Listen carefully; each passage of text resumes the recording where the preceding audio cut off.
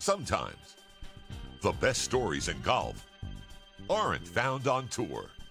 You'll find them at the back of the range. And here's your host, Ben Adelberg. Welcome to the back of the range. I am your host, Ben Adelberg. This is episode 84. Before we get to this week's episode, we have quite a bit of mojo updates. In case you don't know what I'm talking about, there seems to be some sort of phenomenon where once someone comes on the podcast, great things happen for them on the golf course. It is not made up. It is not a coincidence. The mojo is real. So congrats to Chris Ventura, guest on episode 81. That was just barely a month ago. He's now won twice on the Korn Ferry Tour in the month of July.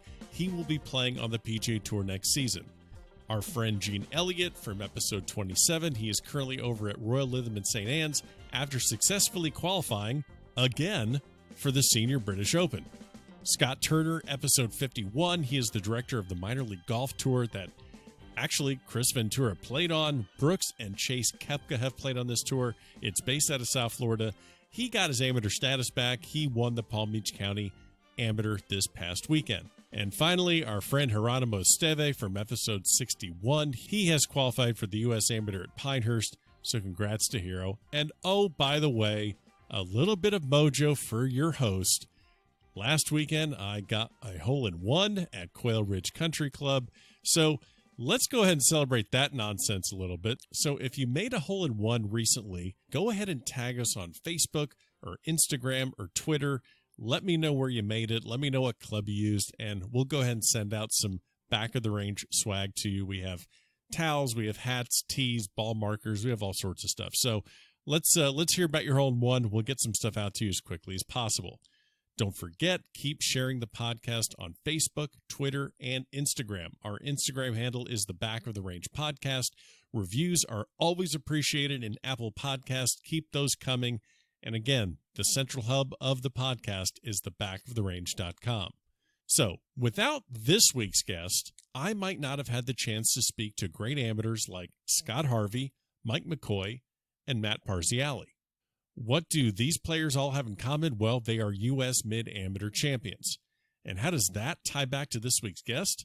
Well, not only did he win the first U.S. Mid-Am in 1981, but he also helped organize the tournament with the USGA. He's a three-time Walker Cupper. He is a two-time U.S. captain in 2011 and 2013, and he made the cut in 3 of the 5 Masters that he played in. So let's get started. We're speaking today to one of the legends of amateur golf. I know he's going to hate hearing that, but Jim Holtgrieve from St. Louis, Missouri. Welcome to the Back of the Range, sir. How are you today?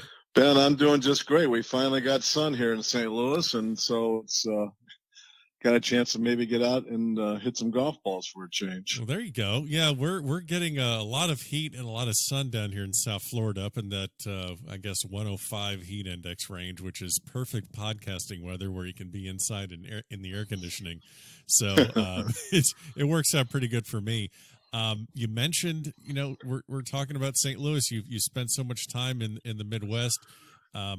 How did I mean, there's so much to get to with your story and amateur career, but we got to start at the beginning. How did you get into playing golf? Well, Ben, I got to be honest. My dad started me when I was 4 years old at a place called Sunset Country Club, where ironically I won my first Missouri amateur title. But my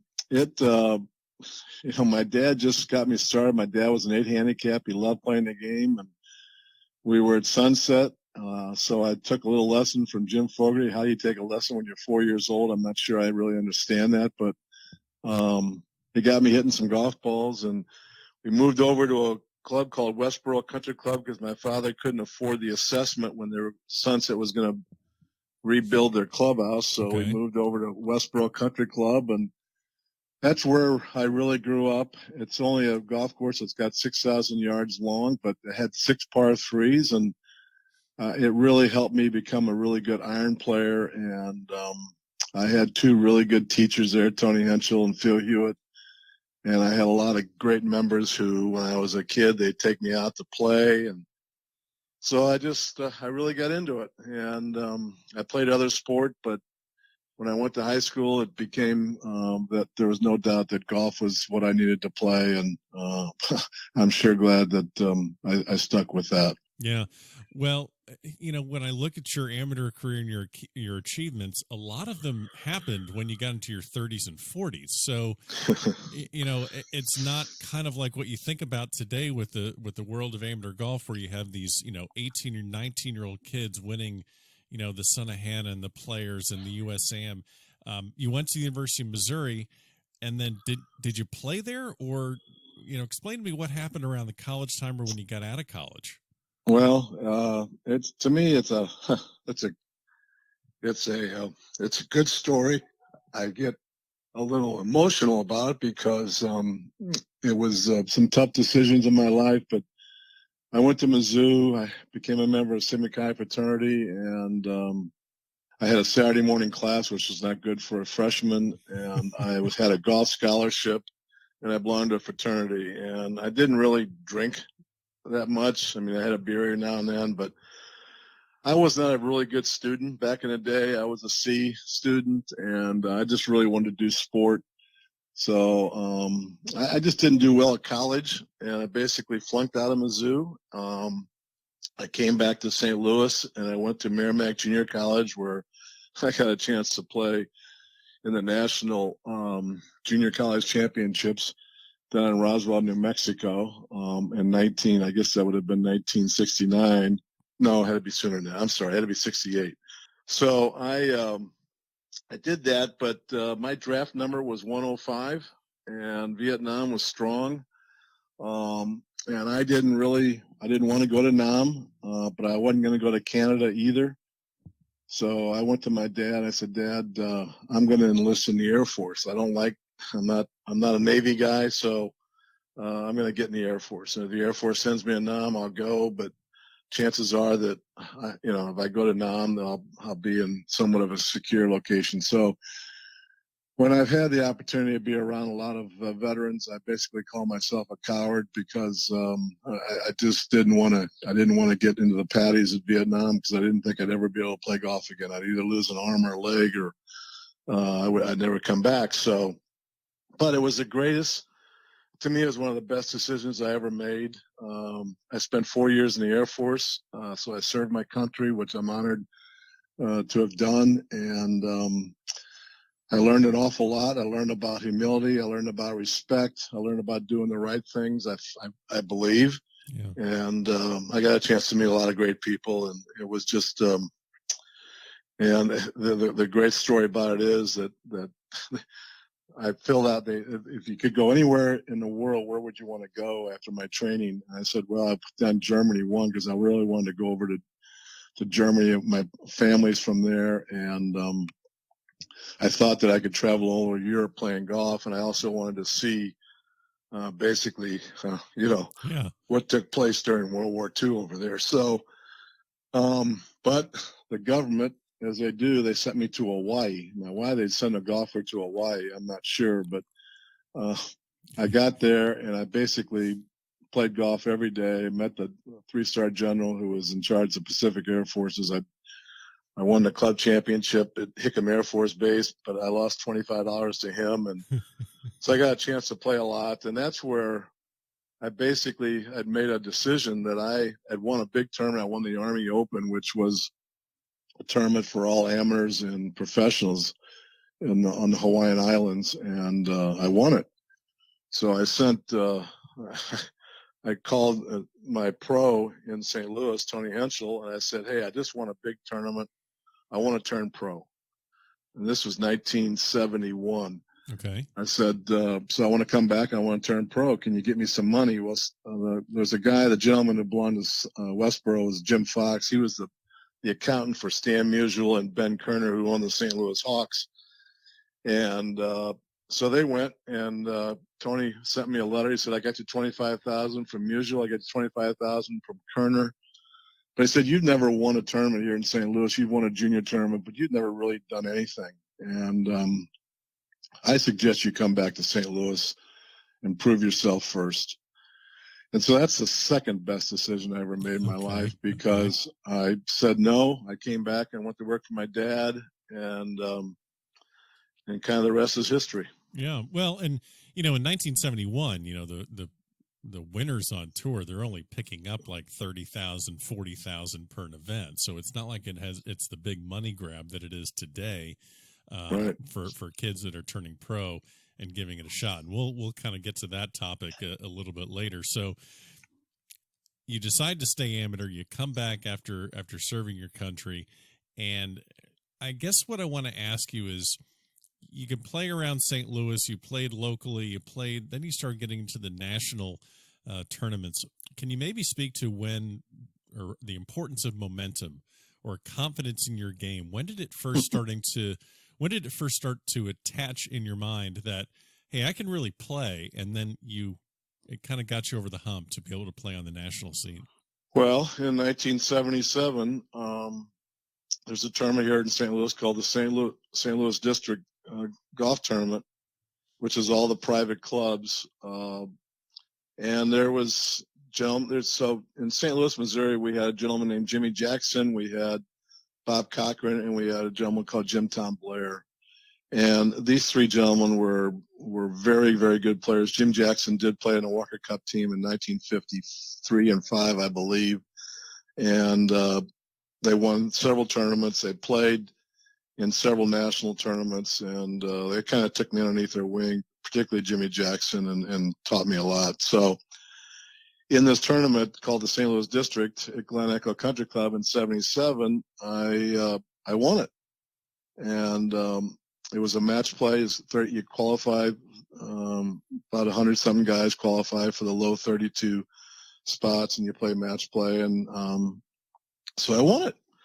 And I go, well, pretty good. Maybe that's good. So the next spring, I tried to qualify for the U.S. Open, and I made it. I made it through local and sectional qualifying. And the Open was at Cherry Hills, 1978. And I made the cut. I shot 79 the first day, which I was looking at the leaderboard after number 12, and my name, I teed off kind of early, but my name was kind of on the board. Right. I said, that can't be. I'm a steel salesman. And so I bogeyed 13, 14, 15, 16, double bogeyed 17, bogeyed 18 to shoot 79. I go, oh, well, but I came back the next day, shot 71 and made the cut. And I go, really? You made the cut in the U.S. Open? And there was one gentleman that I wanted to beat, and that was Mr. Arnold Palmer. And he shot 151 or 2, I believe. And I go, really? You beat Arnold Palmer? So I came back to St. Louis. The next week was the Missouri Amateur Championship at Sunset, 1978. And I won that.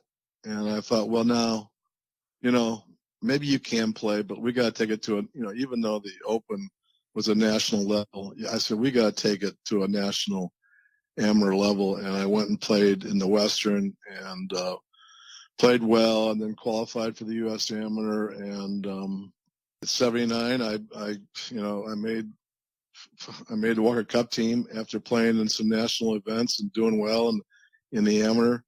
And after that, the rest was history, because then you got invited to the Masters. Sure. And so it took off from there. Yeah, you were off to the races. And then what I just find so fascinating is that, this run you're on is between the ages of 32 and 37. So you're mentioning the USAM, you're mentioning the Western. You're playing against a bunch of kids at the time, aren't you? Well, you know what? I got to say this, Ben, because not really. I mean, yeah, we were, but back in that day, it was Sigel, it was Bob Lewis, it was Marty West, it was Downing Gray, it was all those kind of older guys. The young guys, it's completely different today. I'm glad you're bringing this up. It's all a bunch of young people today versus the mid-am. So it was nothing like my competition. I didn't worry about an 18-year-old Jordan Spieth. I was worried about Jay Sigel and Marty West and those guys. Those were my competitors. Okay, so explain to me why. Is it because the talent level at that age wasn't as strong as it is now, or is it because they were more focused on playing their college and then skipping this and just going pro immediately? Can you maybe explain why?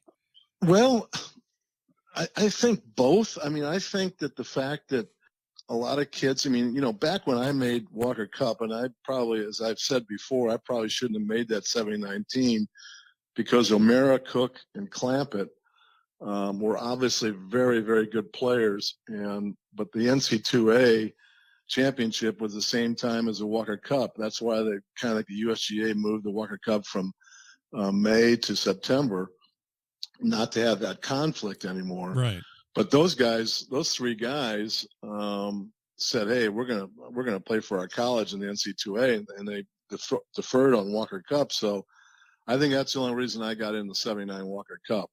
So were there some young players like those guys? Sure there were, but I don't think there was certainly the number like there is today. Okay. And I really think that the game today, the way these young men and women are being taught to play the game and the equipment that they have, I'll probably get in trouble saying this. I think the game is somewhat easier to get to learn how to become a really good player. And one of the things that I was talking to a couple of teachers about, why are these kids so much better today than when I was there, when I was a kid? And they all said because of the use of video. Video really can teach somebody how to play a game. You see all the great teachers around the country, they're all using video to try to teach somebody how to play golf. And so that wasn't around back, in my day. And I really just, sure, there were some young players, but my guys, the guys I worried about were the guys that I had known and who had been so successful around the country playing amateur golf. Regardless of how you got in and how you get on that Walker Cup team, you played on 3 consecutive Walker Cup teams, all winning teams.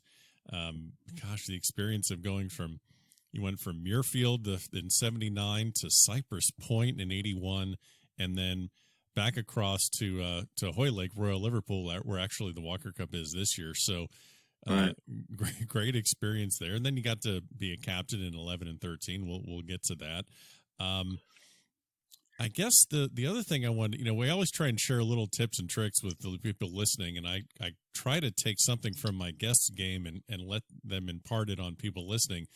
You were pretty well known for your long iron play, specifically your use of the 1-iron. How did you get a 1-iron in your bag? I know it was more prevalent back in maybe the 70s and 80s. That was more of a weapon, and it's kind of coming back now. Everyone seems to have a driving iron. So when did you put a 1-iron in your bag, and maybe what is something that helped you be successful with that club? Growing up in Westboro with 6 par 3s, I was a good iron player. And I said, so in my wood play, back in the day, you wouldn't know, Ben, but they had persimmon woods. Oh, I know about persimmon woods and wound balls. Oh, yeah. Okay, just want to make sure we were on the same page. Oh, yeah, I know where you're at. But persimmon woods, I mean, I could hit it, but I said, you can hit this 3-iron and this 2-iron. Why can't you hit a 1-iron? So my pro got me an Ben Hogan Apex 1-iron, and I mean, the rest was history, because it had not been for the 1-iron. In fact, I was just talking the other day about playing and watching some of these guys play in the Open and hitting irons off the tee. And I just remember back in the day that, particularly at 78 at the U.S. Open at Cherry Hills, that I was just completely confident with hitting this 1-iron. And I wasn't worried about it on the tee at all. I knew I could hit it a long way. I knew I could hit it straight. And so I said, let's play to your strength. It's a great story about in 1981 at Walker Cup. I always had the last time I played with Mr. Palmer, which about 8 years before he passed, I always asked him what was the greatest golf shot he ever hit, and he told me about his second shot on 13 with Mr. Jones and Cliff Roberts watching him hit his second shot on 13 during the 58 Masters after all the controversy at number 12. Yeah. But he said the greatest shot he ever hit in his life was a 3-wood. He hit in there 15 feet, made eagle. Well, people ask me, so what's the greatest shot you ever hit? Well, it wasn't a 1-iron, but it was a 2-iron that I hit during the Walker Cup on the 16th hole at Cypress Point, 247. I hit it 2 feet, and we tie the next hole, and we win I win the winning point for the Walker Cup. But my caddy said to me, I didn't like the layup, and he said, let's play to your strength. You're one of the best long iron players I've ever seen. So I just had confidence. And in this game, when you got confidence in something, you play to it. And that's what all these guys do today. That's why I think, you see how these guys play their irons, or they play their drivers, whatever they're most confident in. That's why they become so doggone good, is because when they become confident. And you know what that is. Oh, yeah. Yeah. Well, I knew that was a strength in your bag. I knew that's something I wanted to kind of hit upon. We're going to get back to Walker Cup in a minute, but I wanted to talk about, what's so fascinating is a lot of our listeners are mid-amateurs or senior amateurs. Qualifying for the U.S. mid-amateur is something that's really a target for a lot of guys, and especially even the women's mid-amateur. We had Shannon Johnson on our podcast previously. She's the 2018 women's mid-amateur champion, but it's rare that you get to meet or speak to someone that's got their name on a trophy at the number 1 spot. You won the inaugural U.S. Mid-Amateur Championship in 1981, and I guess let's just start. How did you find out they were going to even do this? Because when I think about the USGA, I can't think that it just happens over a casual conversation. Hey, do you want to start a new championship? I'm thinking there's got to be committee upon committee. How did the U.S. Mid-Amateur start? Well, it's a great story, and you talk about all the committees that get involved in these things, and I would tell you that this was a lot quicker. Okay. And, so in 1980, my first Masters, the Masters has an amateur dinner, and Jay Silva's there, Marty West is there. I think Bobby Lewis was there. And we were sitting at dinner, and I was sitting next to Jim Gabriels, who was on the executive committee, USGA.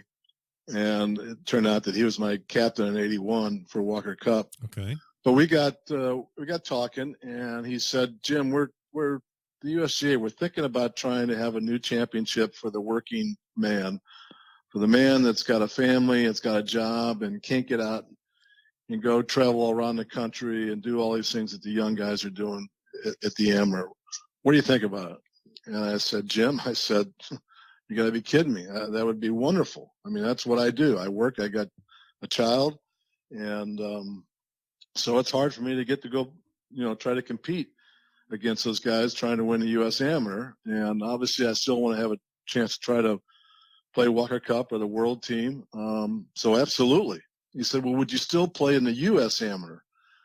And I said, well, absolutely. Everybody wants to win the national championship. So yes, I will continue to try to qualify for the U.S. Amateur, because I'd love to win that trophy as well. Sure.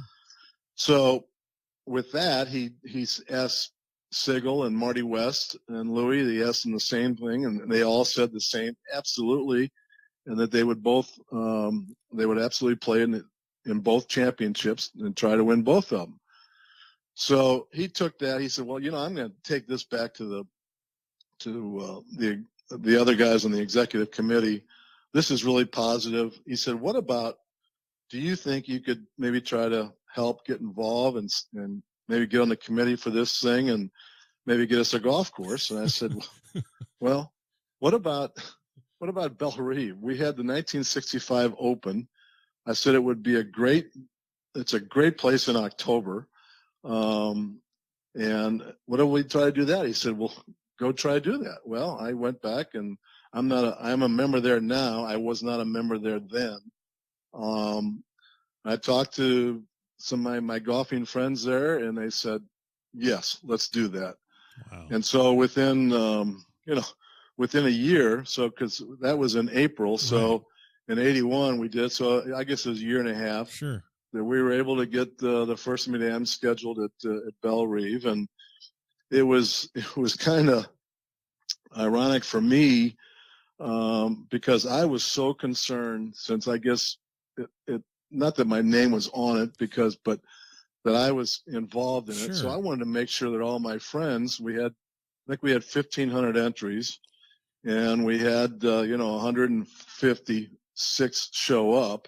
It's now much bigger, but so I was always concerned about making sure that those guys were taken care of and everybody was happy. So I always was trying to, make sure. I talked to Sigler, is everything okay? I talked to some other people. George Zanger got mad because we closed the range at 6 o'clock. He wanted to hit balls after 6 o'clock at night.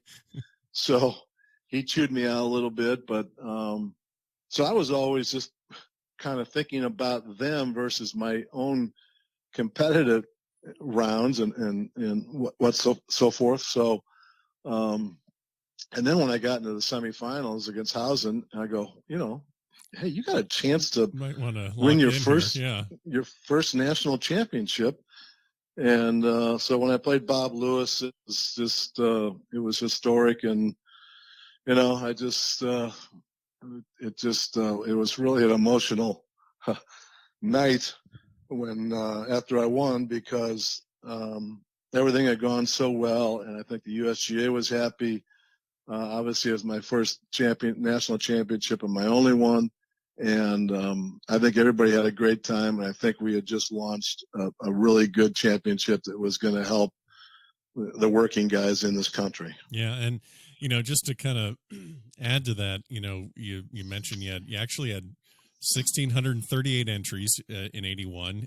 Just to kind of put that in perspective, there were over 4,700 in 2018. Right. And, it's not like you're two-time Walker Cup captain trying to get a tournament off the ground. You're only 33 years old trying to put together a national championship at a club that you're not a member at. That just seems completely out of the realm of possibilities. And that's incredible that happened. Well, it really was, and I'm very thankful to the membership at Bellerive for supporting for what they did. Obviously, we had a little tournament here last year, and everybody from around the country told me what a great presentation that Bellerive did for the 18 PGA. Yeah, and the members of Bellerive are committed to golf, and they really did a great job for the 81 MidAmateur Championship for sure. I mean, we had I don't know, but somebody told me there's 1,000 people that came out to watch Bobby Lewis and I play in the final round, and it was pretty spectacular for sure. That's great. So you've played the Masters 5 times. You made the cut your first 3 attempts at it. How did you get in? You got into the Masters because of your involvement with the Walker Cup. It had nothing to do with the U.S. MidAmateur Championship. That's correct? Okay, so that's correct. So I'm not familiar when the exemption into Augusta National started with the U.S. MidAmateur. I know you were on the committee. Do you remember the year that started? I got to be honest, I do not. Okay, I don't have it off the top of my head either. Yeah, I should have that because I was really, the Walker Cup teams and the World Amateur teams got invited to the Masters because it was Bobby Jones' dream to have, as Charlie Yates would tell us at the amateur dinner. That's why they had the amateur dinner, because it was Bobby Jones' dream that an amateur would win the Masters. So he was trying to get us fired up. So that's why Bobby Jones said, let's have the Walker Cup and the World Amateur teams come. And then obviously they had the semifinalists of the U.S. Amateur. That's how I got in there one time too. Yeah. But I got in basically because of the World and the Walker Cup teams, because of those 5 years. That's how I got in. So, and it's sad to me because Hort Harden is the one that took that thing away. And I'm not sure what year. I think it was I want to say 86 he took away, or 85 he took away the fact that the Walker Cup teams were no longer, world teams were going to no longer be invited to the Masters. And I remember I asked him, why would you do that, Mr. Harden? And I said, that was Bobby Jones' dream. And he said, Jim, we're worried about getting the top players in the world to come play in the Masters. I said, Mr. Harden, you got to be kidding me. Seriously? everybody's going to want to come play in the Masters. Everybody. So I just had a tough time with that one because I think that we now took away a chance for an amateur, to go play in the Masters, and I was just disappointed that it happened that way. But yeah, there's a lot of questions I have for you about Walker Cup and about amateur golf, and I don't have them in a particular order, so I'm just going to kind of throw some of them at you. You were a captain, twice for the Walker Cup. You had players like Patrick Rogers and Nathan Smith both years. You had Cantley and Spieth in 11. You had Homa and Justin Thomas in 13. And I guess one of the things with the Walker Cup right now, you're seeing a lot of these college players are foregoing their amateur status and turning pro immediately. Whether you have like a Matt Wolf from Oklahoma State who did that this year, you have Bryson Nimmer who's done it as well. I'm sure you're a little biased, but I'm real curious. Can you see any reason why an elite amateur should turn pro in the summer and miss the chance of making a Walker Cup team? Ben, absolutely not. It's very upsetting to me that that's what's going on in this country with these young people who think that going to turn pro is the thing that they need to do without having a chance to go represent their country. I've always said, obviously I served my country, but I always thought that one of the greatest honor in any sport is to represent your country. And if our young people were to learn more about what took place in Normandy Beach during World War II and learn more about Pearl Harbor, I think that they would maybe have a little different feeling. I don't know. I get worried about the fact that, yes, I know Nathaniel, they had, we have a practice session now. The USGA allows the captains to take 16 potential candidates to a practice session in the winter and tell these young men that hey, you're on the top of the list for Walker Cup. Here's what you should try to do: play in these tournaments and try to make the team. Well, I guess they invited 16, and I think the top 5 guys, from what I know, said no. Now, 2 of them had already, I think 3 of them had already represented their country. 2 of them in a Walker Cup and 1 in a World. So the other 2 guys, I think Wolf and whatever, said no, they're going to turn pro. Well, when I went and spoke at a number of amateur tournaments, obviously trying to get guys fired up about Walker Cup, I always told them, I said, hey, if you are that good, you can play, you'll be able to turn pro right after Walker Cup. Right. But you should, if you've got a chance to represent your country, that is your responsibility to do that.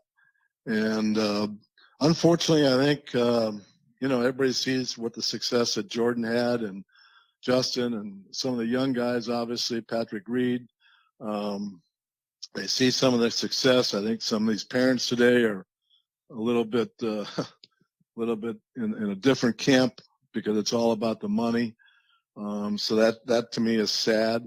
But so I get concerned about it, and I've actually tried to reach out to some of the other captains, some of the older captains, Vinny Giles and Downing Gray and Dick Sidoroff and Marty West, a few of the other guys, trying to say, hey, what are we going to do about this? And so I don't know. It's going to be interesting going forward as to what's going to happen with one of the greatest. It was the first team competition ever.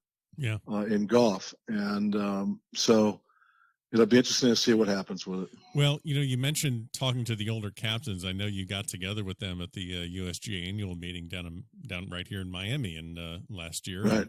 And, there's that great picture, I think, of you and Barucci and Spider Miller and Captain Crosby's going to be putting together this team this year. You've been there. You've put together 2 teams. What are some of the things that the captain has to do before they get to the actual tournament? Like, what are things that you're looking at when you're trying to figure out how you're putting your team together? Well, Robbie Zalznick is my team manager. He works. He's employed by the USGA. He's just been he's a great man, and he reaches out to these kids so well. I mean, it's just unbelievable how he motivates these young people. And so he and I get together and we talk about, the thing that we do in the practice session is to really educate and indoctrinate the players about foursome play. We just do not know how to play alternate shot. Right. An alternating shot is just it's difficult on Americans because we don't do it, and they do it over in Europe a lot. So that's the main focus that we do at the practice session. And then obviously Robbie and we watch that to see who we can put together, what makes sense. Do we put a good putter with a driver? What do we do? And so I just analyze that. Obviously, Ben, we don't talk to these kids about their swings or any of that. Oh, they know how to hit a golf ball. So I'm fascinated about the talent that they have.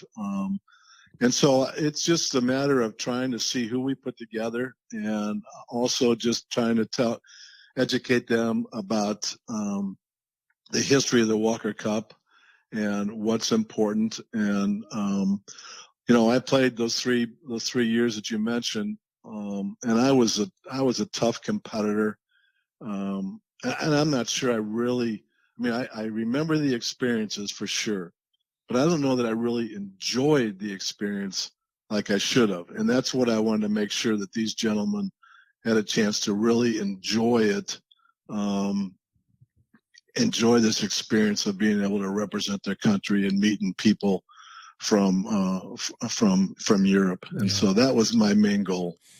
I'm sure you can answer this question with several names, but can you think of one or two of the younger guys that you just did not need to motivate, that just came in, that were they were just completely on fire and ready to go, that you maybe even had to, calm down a little bit, that they got it right away? Well, I've always said that Jordan Spieth was the most mature young man I ever met in my life.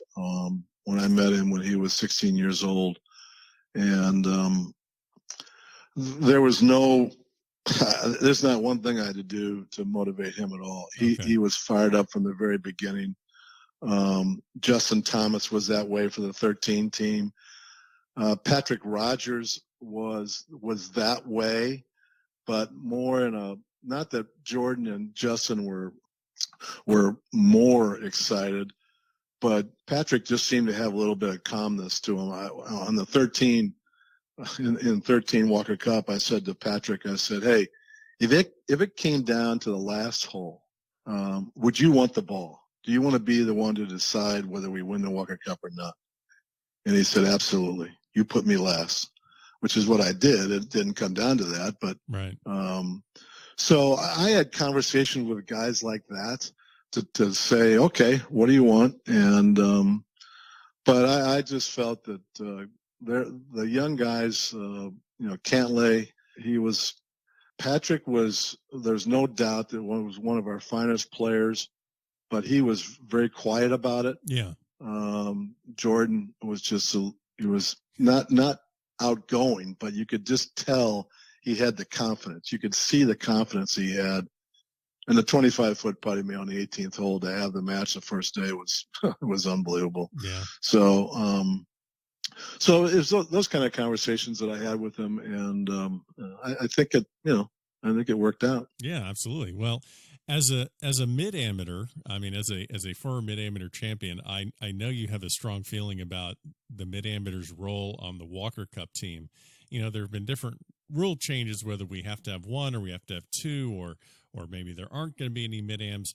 I guess one thing that I'm curious about is, can you see a time where the captain of the Walker Cup team is a mid-am, maybe in their 40s, someone that's still competitive on the national circuit, that can relate more maybe to college kids and can get in their head about how important it is to stay an amateur and compete on that team? And, obviously I'm thinking about, the first name that comes to mind is Nathan Smith. Right. Similar to what they do now with the Ryder Cup and the President's Cup, where, Tiger's going to captain the President's Cup this year, which, he may be a playing captain, and, Stricker is going to be on the Ryder Cup captain. He's not too far removed. So I mean, do you see a chance that we get more of a mid-am contingency either in the captaincy or on the team? Well, Ben, here's the story. So that, so when in 2011, when Nathan Smith finished on the 18th hole at Royal Aberdeen, I walked up to him and I said, "Hey, I haven't gotten a captaincy for 13 yet, but I think I'm going to be okay. So I'm going to see you, right? You're going to be there." He said, "No, I'm done." I said, "Come on, Nathan, what are you talking about?" He said, "Jim, you know the deal. I've got a job. I'm married. I got responsibility. I can't keep up with these young people traveling all over the country playing these tournaments. I can't do it." Well, that really hit me the wrong way, because what George Herbert Walker started back in 1918, obviously the very first official Walker Cup was 1922, but what he started in 1918 was to build, to bring two continents back together after World War I. And he went to the RNA back in the day, and they laughed at him. Said, "You got to be kidding me. You want to have a competition between the United States and Great Britain and Ireland? We started golf over here." So they laughed and said it's not going to happen. Well, he kept going, and they had in the 1919 amateur, they had Bobby Jones and Switzer and a couple of guys had an offshoot little competition, and the Americans won. And so the RNA said, "Bring it on." So George Herbert Walker said, "Perfect. We're going to have this competition because we're going to get our people we'll use the game of golf to bring two continents back together." So when Nathan told me that, I said, "That's not right." I went to Tom O'Toole, obviously was president. Well, he wasn't president then, but he was on the championship committee. Tom O'Toole, I think I'm the one that kind of started him in golf, and he caddied for me in my last two Masters. He caddied for me in my Open. He caddied for me when I won the the MidAmateur championship. So I went to him and to Mike Davis, and I said, "Hey, George Herbert Walker, it's all about relationships. This is not, everybody wants to win, but Sure. that's not the purpose of the Walker Cup. Everybody wants to win. I understand that. I mean, I got into conversations with Shackelford and Maselli and all these crazy media people. Anyway, so talking about what really is important of the Walker Cup. And so I said, "Gentlemen," to Davis and O'Toole, I said, "We got to do something about putting a mid-am on the team. I mean, at least one. I'd like two, but can we do that?" Well, they came back to me and said, "Be careful what you wish for, because we're going to give you two for the 13 team." I said, "Perfect." Well, and then you can't believe, Ben, the notes and emails and texts I got from a lot of, like Kevin and a lot of guys from around the country that said, "Thank you. You've given us a chance to play on a Walker Cup team." Yeah. And so they had a chance. And obviously Nathan Smith and Todd White made it. They worked hard to get it. They beat out some great mid-ams. There's no doubt about it. And ironically, Todd White won the 13th point and Nathan Smith won the 14th point. I mean, is it any more clear than that? Yeah. So, so I'm all focused on trying to get a mid-am, at least get it for sure one, two. I think the USGA, I've talked to Bodenheimer about this. I think the USGA is going to put one. I hope. It's not about winning. I know that the GB&I team, they're not going to put it, because those mid-ams, they're turning pro. They're gone. Yeah. They don't have any mid-ams. The mid-am championship they used to have over there, that's gone. That got canceled. So I'm very, very passionate about having a mid-am on our Walker Cup team. Very passionate. Yeah, and the other thing too is you look at it's such a look. This is the Walker Cup. All these it's all match play, and when you get to this level, whether you're a mid-am or an amateur, whether you're GB&I or US, these matches can go any way. And you're looking at some of these finishes where you see guys that I'm just looking at just like a 2011. Stephen Brown beat Russell Henley 1-up. Now, right.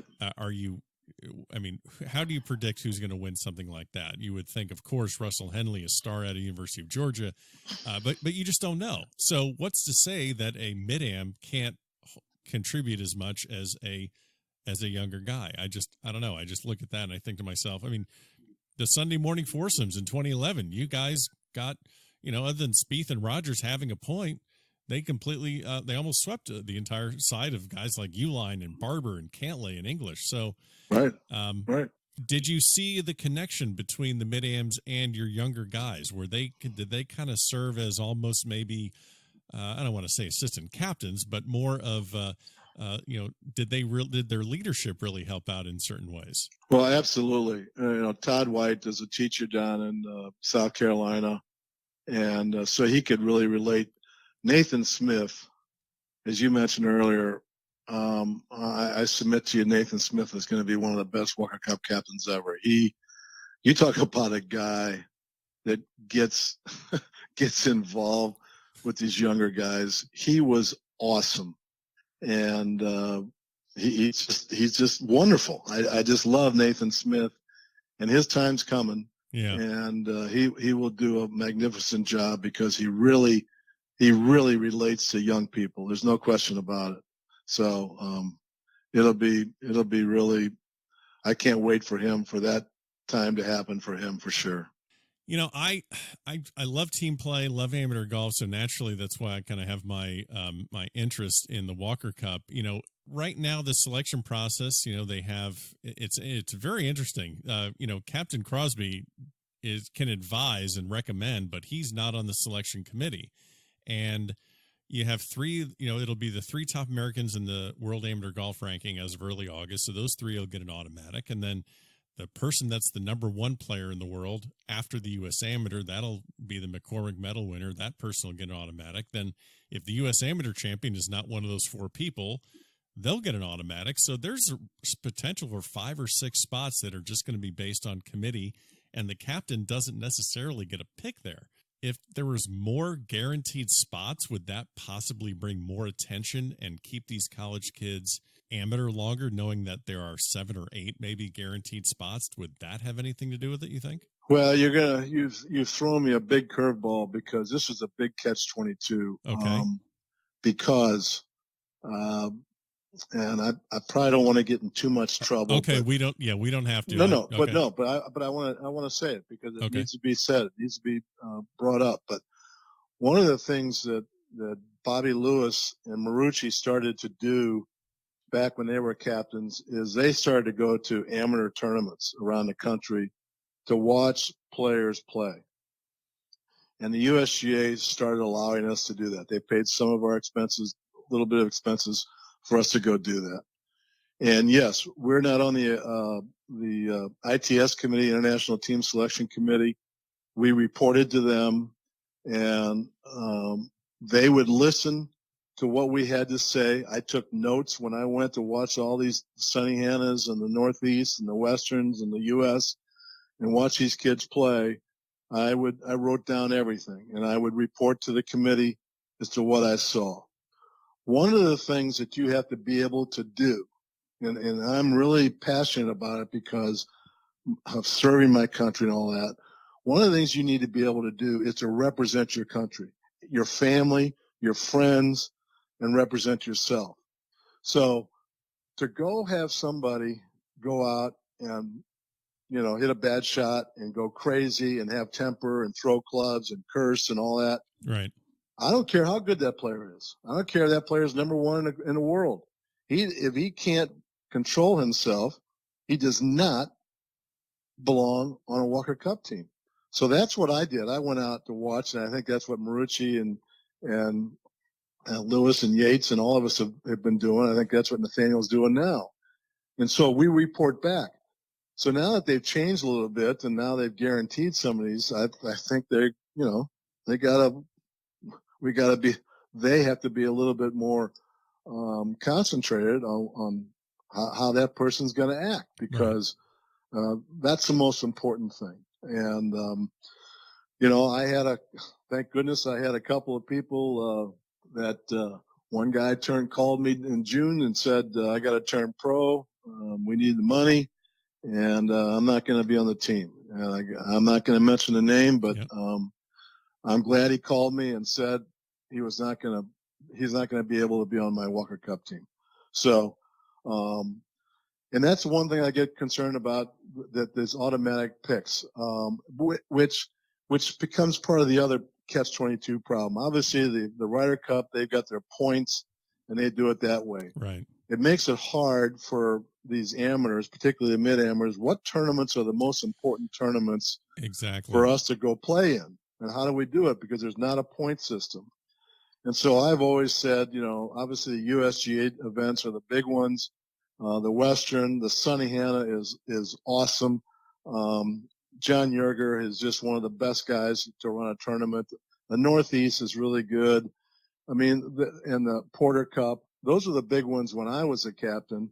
The Southern, the Rice Planters, all those don't really get the nod that some of these other, but it's all dependent upon the field. That's the key, is how good is the field that's playing? Are those guys playing against the best players, or are they just playing against a couple of good players?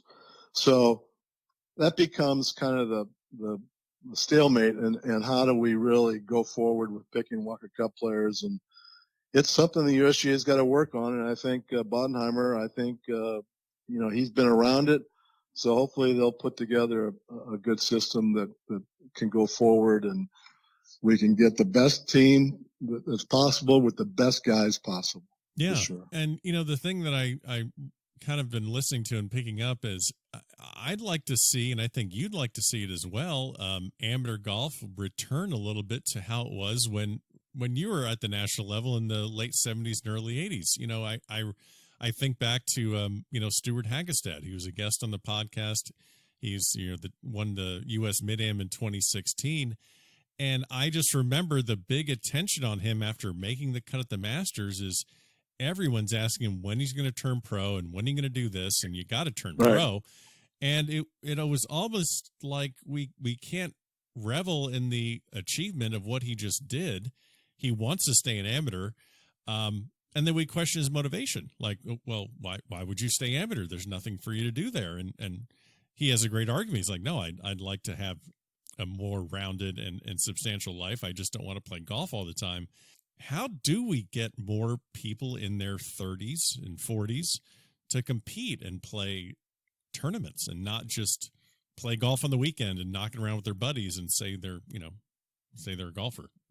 Well, and I got to be honest, when we put two on the team, everybody was excited. Yeah.